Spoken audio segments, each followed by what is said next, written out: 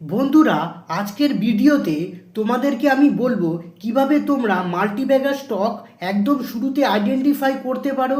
এখানে আমি কোনো জাদুর কথা বলবো না যে রাতারাত তোমরা কোনো শেয়ারে ইনভেস্ট করলে আর কিছু দিনের মধ্যেই শেয়ারটা মাল্টিব্যাগার হয়ে যাবে। লং টাইম ইনভেস্টের মধ্যেই কিন্তু যে কোনো শেয়ার মাল্টিব্যাগার হয়। বন্ধুরা, বিশেষ করে স্মল ক্যাপ কোম্পানি মাল্টিব্যাগার হবার সম্ভাবনা সবচেয়ে বেশি থাকে। লার্জ ক্যাপ কোম্পানিতে ইনভেস্ট করলে ঝুঁকি কম থাকে কিন্তু রিটার্ন আমরা কম পেয়ে থাকি। স্মল ক্যাপ কোম্পানিতে রিস্ক বেশি থাকে কিন্তু রিওয়ার্ডও পাওয়া যায়। এখানে আগে তোমাদেরকে বলবো মাল্টিব্যাগার স্টক মানে কি। বন্ধুরা, তোমাদের পোর্টফোলিওতে সাধারণত 4টে বা 5টা শেয়ার বা কারো তার থেকে বেশি বা কম শেয়ার থাকে, যেটা যার যার ক্যাপিটালের ওপর নির্ভর করে।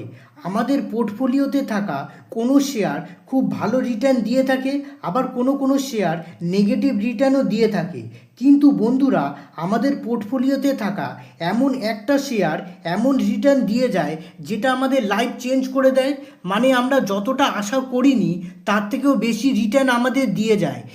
এইভাবে যদি আমরা মনে করি কোনো শেয়ারে আমরা 10,000 টাকা ইনভেস্ট করেছি, যেই শেয়ারটা বেড়ে আমাদের 10,000 টাকাকে 5 লাখ টাকায় পরিণত করেছে, এরকম শেয়ারকেই আমরা মাল্টিব্যাগার স্টক বলে থাকি। তো বন্ধুরা, তোমরা মাল্টিব্যাগার স্টক কিভাবে খুঁজে বার করবে আজকের ভিডিওতে আমি তোমাদেরকে স্টেপ বাই স্টেপ বলে দেবো। Future sector. বন্ধুরা, ফিউচার সেক্টরের সঙ্গে যুক্ত কোম্পানিগুলোর গ্রোথ অপরচুনিটি সব থেকে বেশি থাকে। এই সেক্টর থেকে যদি আমরা কোনো ভালো শেয়ার বেচে নিজেদের পোর্টফোলিওতে রাখতে পারি, ভবিষ্যতে এই শেয়ারগুলো আমাদের ভালো রিটার্ন দিতে পারে। তাহলে ফিউচার সেক্টর কোনগুলো? যেমন electric vehicle, renewable energy, AI এর সঙ্গে যুক্ত company, microchip manufacturing company, railway sector, defence sector, solar system, hydro power. এই সমস্ত সেক্টরের সঙ্গে যুক্ত কোম্পানিগুলোকে তোমরা নিজেরা স্টাডি করে দেখতে পারো। Electric vehicle. যদি আমরা ইলেকট্রিক ভেহিকেল কোম্পানিগুলোর কথা বলি, লকডাউনের পর থেকেই কিন্তু এই সেক্টর খুব দ্রুত গ্রো করেছে। যেসব কোম্পানি ইলেকট্রিক গাড়ি, লিথিয়াম ব্যাটারি বানানোর সঙ্গে যুক্ত কোম্পানি, চার্জিং স্টেশন, এই কোম্পানিগুলো কিন্তু আমাদের খুব ভালো রিটার্ন দিয়েছে। তারপরে বলবো মাইক্রোচিপ কোম্পানি। মাইক্রোচিপ কোম্পানি বলতে এমন কোম্পানিকে বোঝায় যারা সেমিকন্ডাক্টর বা ইলেকট্রনিক চিপ তৈরি বা ডিজাইন বিক্রি করে। এই চিপগুলো আধুনিক সব ডিভাইস হিসেবে কাজ করে। এই চিপগুলোর ভেতরে অসংখ্য ট্রানজিস্টার থাকে যেটা তথ্য প্রকাশ করে। এই চিপগুলো মোবাইল ফোন, ল্যাপটপ, গাড়ি, টিভি, এটিএম মেশিনে ব্যবহার হয়ে থাকে। যেসব কোম্পানি চিপ ডিজাইন করে, ম্যানুফ্যাকচারিং করে, এই কোম্পানিগুলোকে তোমরা স্টাডি করে দেখতে পারো। Defence sector. ডিফেন্স সেক্টরের যদি কথা বলি, ভারত এখন ডিফেন্স সেক্টরে নিজেদের স্বদেশি অস্ত্র বানাতে জোর দিয়েছে। আগে কিন্তু আমরা বেশিরভাগ অস্ত্র বিদেশ থেকে কিনে নিয়ে আসতাম। এখন ভারত নিজের দেশেই missile, rocket, drone, fighter jet, tank সব কিছু বানাচ্ছে। যেমন ব্যালিস্টিক মিসাইল 700 কিলোমিটার থেকে 5,000 কিলোমিটার রেঞ্জ নিউক্লিয়ার ওয়ারহেড বহন করতে পারে। তারপরে ব্রহ্মোস মিসাইল, পৃথিবীর সবচেয়ে দ্রুততম মিসাইলগুলোর মধ্যে একটি। আকাশা মিসাইল সিস্টেম, এগুলো আকাশে শত্রুর বিমান, ড্রোন, মিসাইল ধ্বংস করে।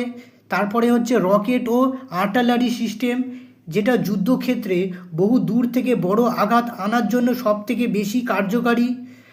বন্ধুরা, এই ডিফেন্স সেক্টরের সঙ্গে যুক্ত কোম্পানিগুলো ভবিষ্যতে আমাদের খুব ভালো রিটার্ন দিতে পারে। বন্ধুরা, যে কোনো শেয়ার মাল্টিব্যাগার হবার পেছনে শেয়ারটার চার্ট প্যাটার্ন খুব গুরুত্বপূর্ণ। শুরুতে একদম এরকম ফ্ল্যাট থাকবে, দীর্ঘ সময় ধরে শেয়ারটা একই জায়গায় ঘোরাঘুরি করবে। পরে একটা সময় আস্তে আস্তে সাডেনলি ওপরের দিকে উঠতে থাকে। কিন্তু বন্ধুরা, যারা এখান থেকে এইটুকু জায়গা ধৈর্য ধরে থাকতে পারবে তারাই কিন্তু ঠিক এই জায়গার ফল পেয়ে থাকবে।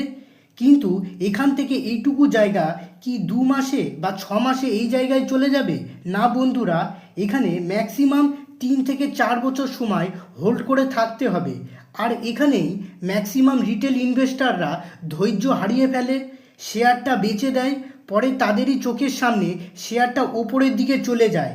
এখানে আরেকটা কথা বলি, অনেকে প্যানি স্টককে মাল্টিব্যাগার স্টক ভেবে কিনে নেয়। মনে করো কোনো শেয়ার একসময় 500 টাকায় চলতো, আজ সেটা নেমে 5 টাকায় নেমে গেছে।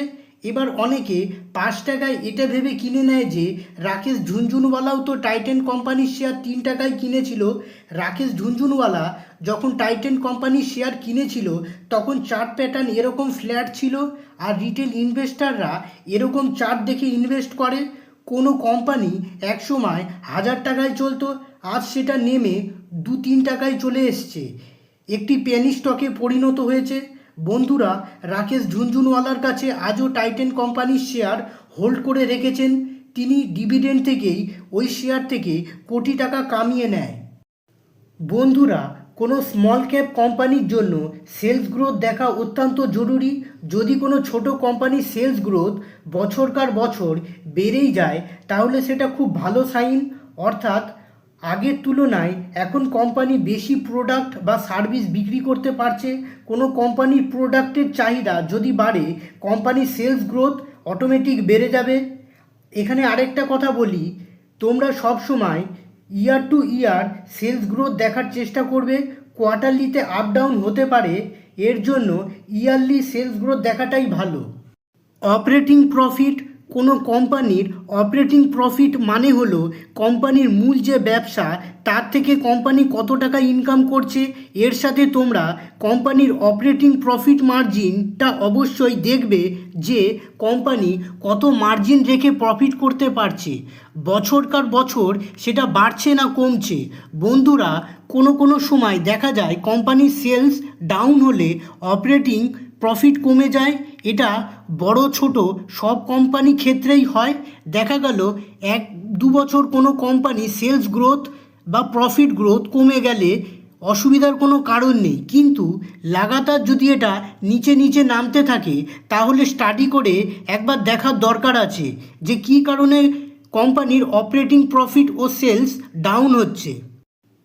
লোন, বন্ধুরা, কোনো কোম্পানিতে লোন যত কম থাকবে বা লোন যদি জিরো হয় তাহলে আরও ভালো।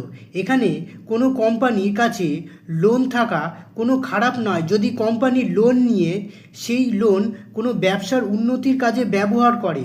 কিন্তু এমন কিছু কোম্পানি আছে যারা প্রচুর পরিমাণে লোন নিয়ে ফেলে, পরে তারা ব্যাংকক্রাফট হয়ে পড়ে, যেমন Reliance communication, Jet Airways, DHFL. Promoter holding, বন্ধুরা, কোনো কোম্পানির প্রোমোটার যদি নিজের কোম্পানির শেয়ার নিজে কিনছে তাহলে এটা কোনো কোম্পানির জন্য ভালো সাইন বলে মনে করা হবে। তোমাদের একটি উদাহরণ দিয়ে দেখাই। তোমরা এখানে দেখতে পাচ্ছ কোম্পানির নাম টাটা পাওয়ার কোম্পানি, টাটা গ্রুপের কোম্পানি। এখানে আমরা যদি কোম্পানির শেয়ার হোল্ডিং প্যাটার্ন দেখি তাহলে মার্চ 2017 ছিল 33%, তারপরে হচ্ছে 37%, তারপরে এখানে 46%। তো এখানে কোম্পানির প্রোমোটার কিন্তু নিজের কোম্পানির শেয়ার নিজে কিনেই যাচ্ছে। তাহলে বন্ধুরা, কোনো কোম্পানিতে ইনভেস্ট করার আগে সমস্ত প্যারামিটারগুলো আগে দেখে নেবে। ভিডিওটি আজকের মতো এই পর্যন্তই। ভিডিওটি যদি ভালো লেগে থাকে চ্যানেলটিকে লাইক সাবস্ক্রাইব করে দেবেন। নমস্কার।